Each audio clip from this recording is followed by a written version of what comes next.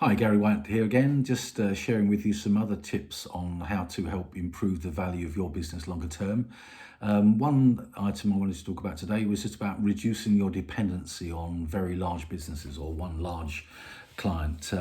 Very often in business, we get some big contract work that comes in, and one customer could be 50, 60% or more of your turnover, which is great in the early days of a business because it's you need that revenue, you need people coming through the door. But it can actually be a hindrance longer term because you get very dependent on that customer.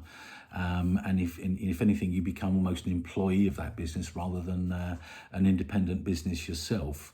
Now, I saw an example a few years ago of a client of mine that started up his company, and he was approached by Argos, one of the big national retailers, and Argos offered to take all of his stock of a certain product that he had, and that would have doubled his turnover overnight, and was very tempting for him. And he turned them down, he turned them away, and rightfully so, I guess, because he said, look, if I can't satisfy the needs of all my individual independent customers because it's all gone to Argos, then that would be the wrong policy. That's totally unfair, and I'm against doing that. So, and I thought at the time that took some guts to do that.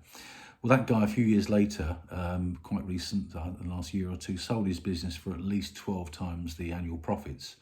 And built the business up hugely over time, sticking to those similar sort of grounds and morals. He wasn't just chasing turnover; he was chasing profit, and I thought that was a great lesson. And I learned a lot of tips from him over the time he owned that business. And so turning down a tempting order from a company of that sort of size, maybe hard thing to do, but it's something I would seriously recommend that you do.